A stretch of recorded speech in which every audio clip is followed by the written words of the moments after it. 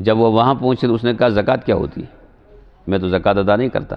نعوذ باللہ۔ وہ ایک شخص آیا حضور علیہ السلام کے پاس، کہا کہ یا رسول اللہ دعا کیجئے میں مالدار بنوں تاکہ زکوٰۃ دوں۔ کیا دوں؟ زکوٰۃ دوں۔ حضور علیہ السلام نے پہلے تو منع فرمایا، پھر دعا فرمائی، مال بڑھتا گیا، مسجد نبوی کی نمازیں بھی چھوٹ گئی، اتنا مال بڑھا، جمعہ بھی باہر ہو گیا، پانچوں نمازیں بھی چھوٹ گئی، باہر ہی پڑھنے لگا، مدینہ کو چھوڑنا پڑا۔ پھر ایک سال گزرنے پر حضور علیہ السلام نے فرمایا زکوٰۃ وصول کر کے لاؤ جن لوگوں پر زکوٰۃ فرض ہے، البتہ اس کے پاس بھی جانا جس نے مجھ سے کیا کرائی تھی۔ جب وہ وہاں پہنچے تو اس نے کہا زکوٰۃ کیا ہوتی ہے؟ میں تو زکوٰۃ ادا نہیں کرتا۔ نعوذ باللہ۔ پھر اس کے بعد کچھ دیر گئی تو اس کو احساس ہو گیا کہ مجھے ایسا نہیں کرنا چاہیے۔ پھر نبی کریم علیہ السلام کے پاس آیا اور کہنے لگا یا رسول اللہ مجھ سے غلطی ہوگی، میری زکوٰۃ قبول کر لیجئے۔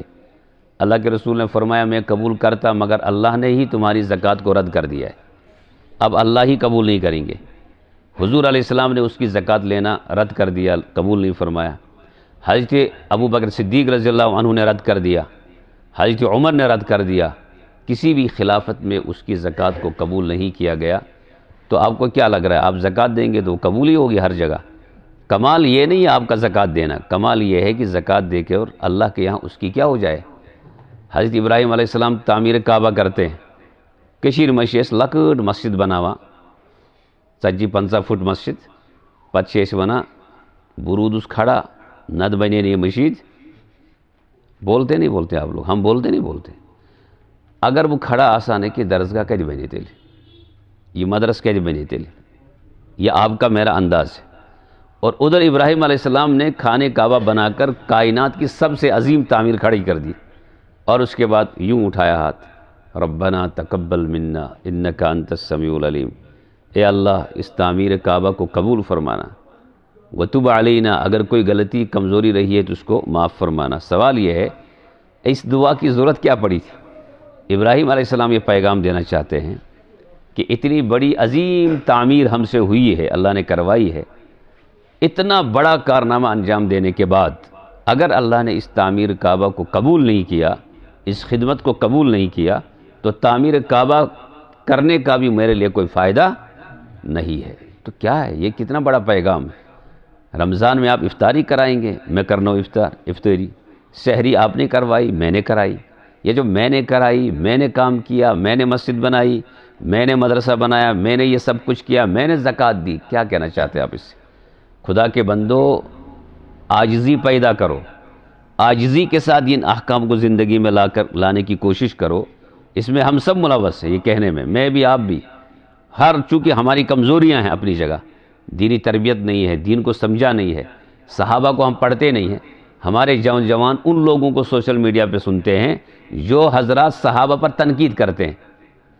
تم نہیں نا بوزا، حضرت معاویہ پر تنقید ہو رہی ہے اسی کو سن رہے ہیں وہ لوگ، حضرت باقی صحابہ پر تنقید ہو رہی ہے انہی کو سن رہے ہیں، ان کو بالکل نہیں سن رہے ہیں جو صحابہ کی معیار کو بتا رہے ہیں، صحابہ کی خدمات کو بتا رہے ہیں، اور ان کو سن رہے ہیں جو حضور کی ذات پر تنقید کرتے ہیں، حدیثوں میں غلط تعویل کرتے ہیں۔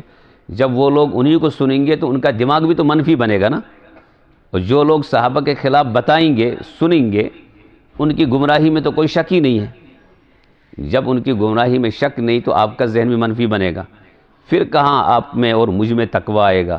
پھر ہم اپنے ہر عمل کا اظہار کریں گے، اس میں ریا کا اندیشہ ہوگا، تو ہماری نماز بھی گئی، ہمارا روزہ بھی گیا، ہمارے اعمال بھی گئے۔ اس لیے بزرگوں ان اعمال پر غور و فکر کرنے کی ضرورت ہے کہ تقوی کیسے آئے گا۔ اتنی سی بات مجھے عرض کرنی تھی اس مختصر سے وقت میں۔ اس کرو غور و فکر، رمضان کے جو باقی ایام ہیں تراویح ہم سنت سمجھ کر پڑھیں گے۔ کیا پڑھیں گے؟ سنت سمجھ کر پڑھیں گے، اور 20 رکعت سنت سمجھ کر پڑھیں گے۔ کتنی رکعت؟ 20 رکعت سنت سمجھ کر پڑھیں گے۔ مجبوری میں کسی نے کم پڑھ لیا کوئی مسئلہ نہیں، لیکن ہم سنت 20 ہی کو سمجھیں گے، اور اس کے علاوہ سحری کھائیں گے یہ سمجھ کر کہ یہ محمد رسول اللہ کا طریقہ ہے، سنت ہے۔ جان بوجھ کر سحری کو ترک نہیں کریں گے۔ افطاری میں جان بوجھ کر ہم آگے نہیں بڑھیں گے، تعجیل کریں گے، یعنی بہت دیر سے نہیں کریں گے، لیکن اس سے بڑی غلطی یہ کہ 2 منٹ پہلے نہیں کریں گے، 1 منٹ پہلے نہیں کریں گے ایسے میں، اس لیے احتیاطاً 2-3 منٹ آگے رکھا ہے میقات میں، تاکہ روزوں میں کوئی فرق، روزوں میں کوئی کمی نہ ہو۔ اب جس وقت دنیا میں بہت سارے لوگ 2-3 منٹ پہلے کرتے ہیں، اس کا مطلب غروب آفتاب سے پہلے نہیں ہوتا ہے، وہ لوگ اپنے حساب سے ٹھیک کرتے ہیں۔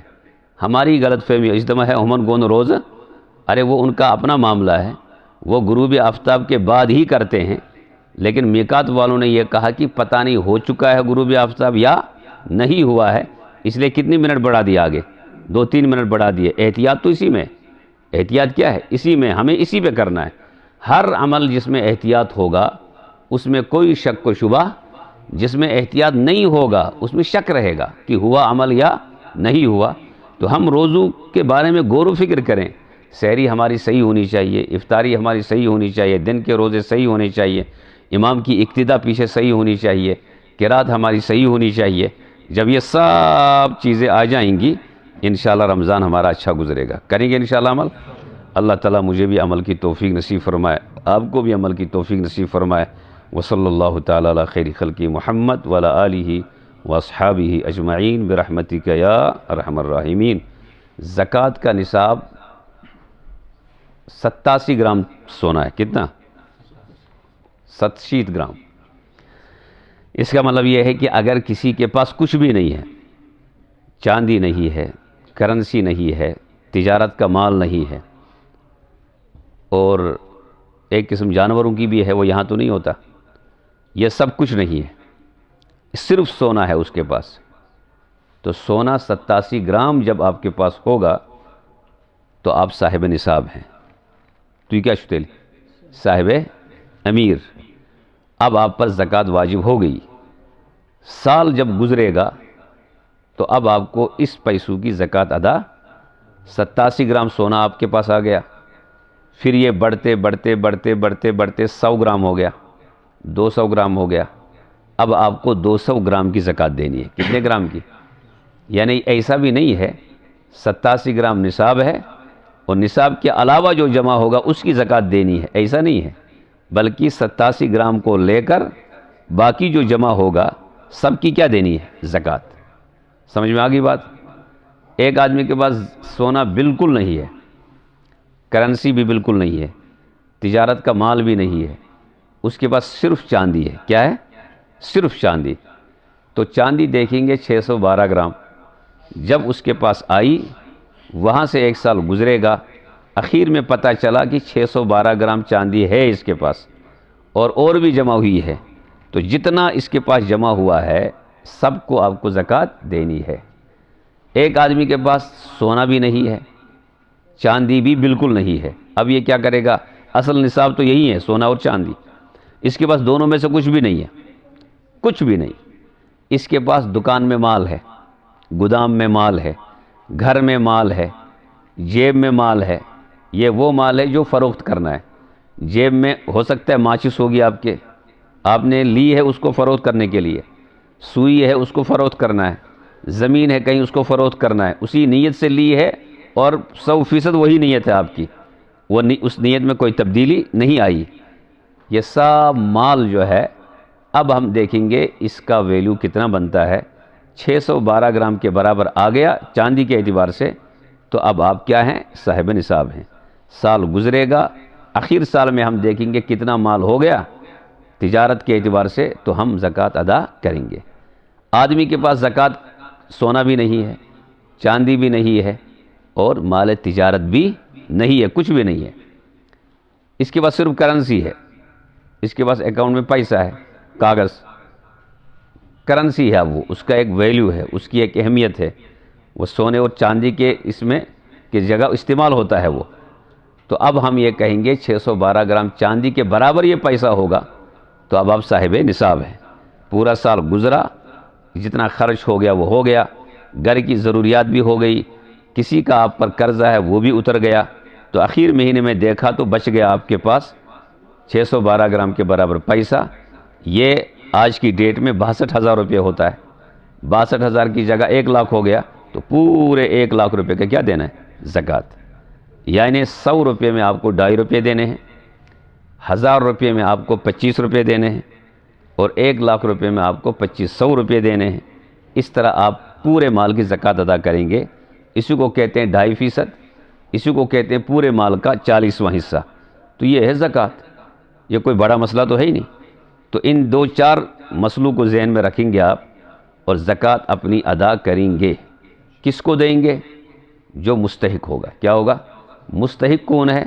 مستحق وہ ہے جس کو قرآن نے فقیر کہا، مسکین کہا۔ فقیر وہ جس کے پاس کچھ بھی نہیں، جس کے پاس، مسکین وہ جس کے پاس کچھ بھی نہیں، دونوں تقریباً برابر ہی ہیں۔ ایک کے پاس تھوڑا سا ہوتا ہے، ایک کے پاس کچھ نہیں ہوتا۔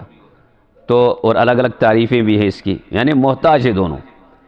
اب جب اس کے پاس آمدنی بھی نہیں ہے، یا آمدنی ہے تو بالکل بچتا ہی نہیں ہے، اپنا گھر ہے، اپنی تھوڑی سی زمین ہے، مگر کچھ بھی نہیں ہے کھانے کے لیے، تو اب اس کو آپ زکوٰۃ، اپنے رشتہ داروں کو آپ زکوٰۃ دیں گے، بہنوں کو، بھائیوں کو، اوپر نیچے نہیں دینا ہے، والد کو نہیں دینا ہے، بیٹوں کو والد نہیں دے گا، شوہر بیوی کو نہیں دے گا، بیوی شوہر کو نہیں دے گی، چونکہ یہ غریب ہے تو آئے گا واپس۔ اب جو دور ہے کہیں بہن وہ غریب ہے اس کو دیں گے، بھائی وہ غریب ہے تو اس کو دیں گے، اپنے جو دوسرے کزن ہیں ان کو دیں گے، غریب، بشرطے کہ وہ غریب یعنی مستحق ہوں۔ اور مستحق کے بارے میں ضروری ہے کہ آپ کو پتہ چلے کہ یہ مستحق ہے تو زکوٰۃ ادا ہوگی۔ آپ کو اندازہ یہ نہیں ہے مستحق ہے یا نہیں، اٹھا کے آپ نے دے دی زکوٰۃ، پتہ چلا آپ کی زکوٰۃ ہی ادا۔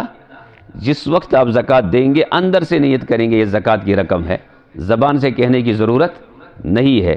مدرسوں میں دیں گے، محتمم صاحب کے حوالے کریں گے، کسی ذمہ دار کے حوالے کریں گے، نیت کریں گے زکوٰۃ کی، پھر محتمم اپنے بچوں، مدرسوں کے بچوں پہ خرچ کرے گا زکوٰۃ کی نیت سے، جو مستحق بچے ہوں گے، کیونکہ تعمیرات پہ تو خرچ نہیں کرنا ہے، کسی ایسی چیز پہ خرچ نہیں کرنا ہے جو کسی کی ملکیت ہی نہ بنے، اسی لیے مساجد پر زکوٰۃ خرچ نہیں کر سکتے۔ صبح شام جو مکتب چلتے ہیں، درسگاہ ہیں، ان میں زکوٰۃ خرچ نہیں کر سکتے۔ غریب آدمی اور مفلس اور فقیر آدمی پر زکوٰۃ کو خرچ کرنا ہے، اس کے علاوہ کہیں خرچ نہیں کر سکتے۔ اس زکوٰۃ کے پیسوں کو جمع کریں گے، اور اس کے بعد اگر ہم نے سوچا کہ ہم 10-20 لوگ ہیں، زکوٰۃ کا پیسہ ہمارے مال میں ہے، ہم اس کی تجارت کریں گے زکوٰۃ کے پیسوں سے، تو اس کی بھی اجازت نہیں، بلکہ اس کو غریبوں تک پہنچانا ہے۔ غریب اپنی ملکیت میں اس کو لے لیں گے، اس کے بعد وہ مل کر اس کی تجارت کریں، وہ ان کا اپنا مسئلہ ہے۔ تو اسی لیے شریعت کے ضابطے کے تحت زکوٰۃ کو ادا کرنے کی کوشش کیا کرنی ہے۔ اللہ نے تو سہولیات دی ہے، آپ کے گھر پر زکوٰۃ نہیں ہے، گاڑیاں 2-3 گھر میں رکھی ہیں، اس پر کوئی زکوٰۃ نہیں ہے۔ آپ کے گھر میں ٹپر ہے، ٹریکٹر ہے، اور کیا ہوتا ہے، بہت کچھ ہوتے ہیں، سب گاڑیوں پر زکوٰۃ نہیں ہے۔ اس کے ذریعے جو آمدنی آپ کے پاس پہنچے گی، وہ نصاب کو پہنچے گی، تو اس پر کیا ہے، زکوٰۃ ہے۔ کئی مکانات آپ کے اپنے مصرف میں، اپنے صرف میں، اس کا کیا کہتے ہیں، آپ کے مصرف میں ہیں، آپ کا اپنے ہیں، وہ کرائے پر نہیں دیا ہے، اپنے استعمال میں ہیں، تو کسی مکان پر زکوٰۃ نہیں ہے۔ اس کے ذریعے جو آمدنی ہوگی اس پر کیا ہے، کرائے پر دے دیا، اس کرائے پر زکوٰۃ ہے، آمدنی پر زکوٰۃ ہے۔ گاڑیوں کے ذریعے جو آمدنی وصول ہوگی اس پر زکوٰۃ ہے۔ تو ان مسئلوں کو آپ کو سمجھنے کی کیا کرنی ہے، کوشش۔ اور زکوٰۃ کا نظام یہ ہے کہ حساب کر کے زکوٰۃ دیں گے، حساب کر کے باضابطہ۔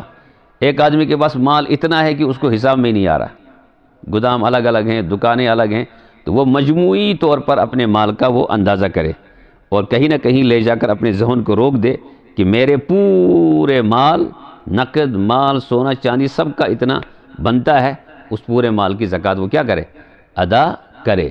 خواتین کے پاس جو زیور ہیں وہ ان کی مالکہ ہیں، وہ زیور انہی کا ہے، اس لیے وہ خود زکوٰۃ ادا کریں گی۔ اگر وہ کہتی ہیں شوہر سے میری طرف سے تم زکوٰۃ ادا کرو، شوہر کہتا ہے ٹھیک، تو کوئی حرج نہیں، ورنہ ان عورتوں پر اپنے زیورات پر خود ہی ان کو زکوٰۃ کیا ہوتی ہے، لازم ہو جاتی ہے۔